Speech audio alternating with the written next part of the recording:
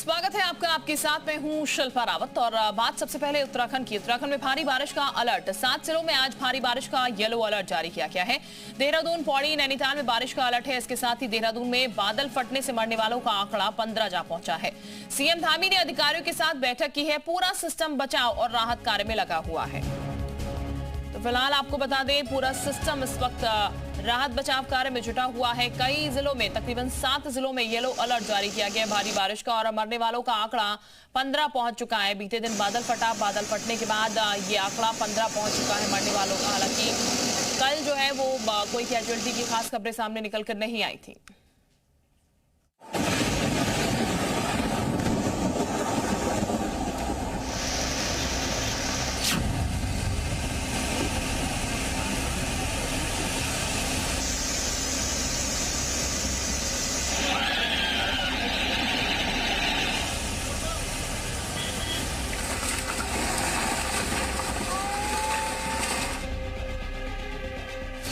लौटते मॉनसून ने देवभूमि में फिर से तबाही की डरावनी कहानी लिखी है, और इस बार बादलों की टारगेट पर उत्तराखंड की ऊंची पहाड़ी नहीं बल्कि देहरादून था। इस हैरतअंगेज वीडियो ने देहरादून के स्थानियों की नींद उड़ा दी। आसमान में छाए गुप्त अंधेरे के बीच कड़कड़ाती बिजली कोई एआई वीडियो नहीं बल्कि असली वीडियो है। बीती रात देहरादून के लोग ऐसी गर्जना सुनकर कांप उठे।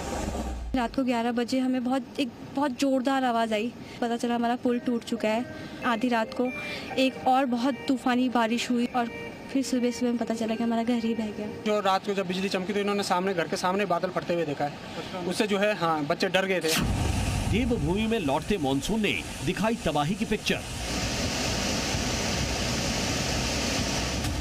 सहस्त्रधारा में देर रात बादल फटा और उसके बाद शुरू हो गया वहां जल तांडव।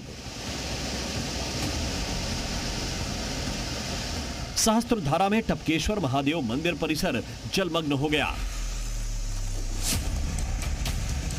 मंदिर परिसर में मौजूद हनुमान जी की प्रतिमा भी पानी में डूबी नजर आई।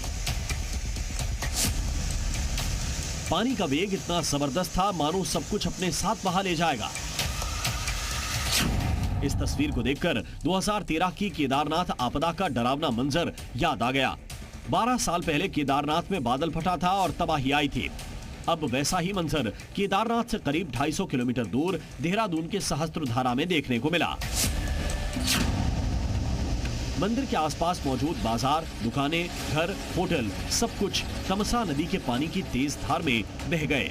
कितनी बड़ी बिल्डिंग कोलैप्स कर गई। उसके पास में जितनी बिल्डिंग है वो धराशायी हो गई और हिल गई है पूरी बिल्डिंग, और आसपास में जितनी बिल्डिंग है, और यही सबसे बड़ी चिंता है।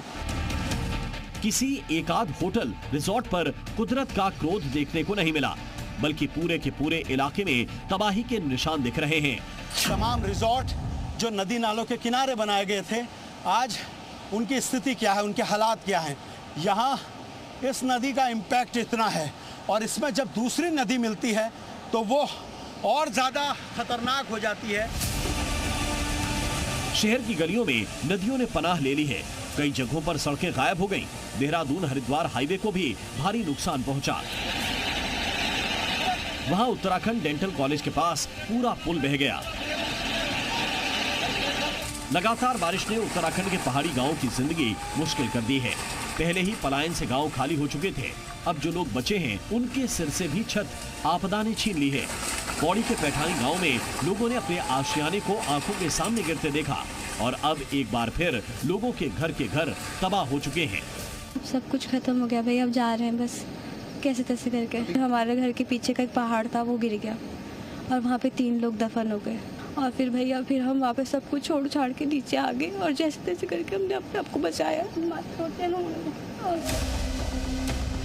जहाँ लोग घूमने जाते थे वो जगहें अब डेंजर जोन में बदल चुकी हैं। तपोवन, पनवेली, आईटी पार्क, घंगौरा, घड़ी कैंट इलाका, इन सब जगहों पर नदियों ने अपना कब्जा कर लिया है। सामने नदी आप देखिए, नदी का जल स्तर कितना ज्यादा है। जिस जगह पे हम खड़े हैं, हमारे कैमरा पर्सन खड़े हैं, ये बाजार का रास्ता होता था, लेकिन आज ये नदी का रास्ता बन चुका है। देहरादून की सोंग नदी ऐसी गरज रही है कि जान बचाने के लिए इस शख्स को बिजली के खंभे पर चढ़ना पड़ गया।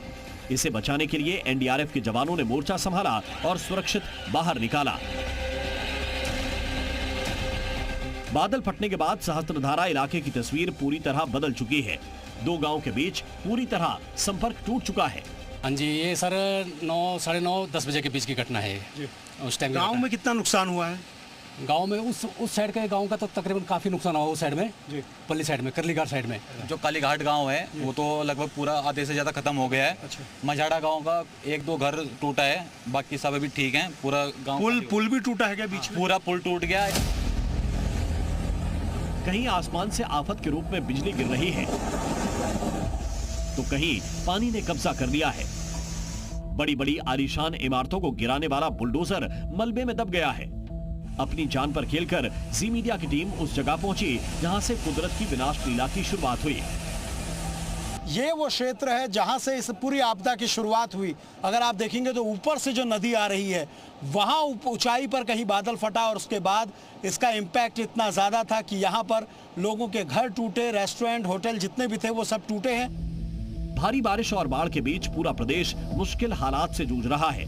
ऐसे में सीएम धामी ट्रैक्टर से ग्राउंड जीरो पर पहुंचे। आधा सितंबर बीत चुका है। इस समय तक मॉनसून की वापसी हो चुकी होती है, पर कल रात के बाद देवभूमि में सब कुछ उजड़ गया है। सुरेंद्र डसीला, जी मीडिया, देहरादून।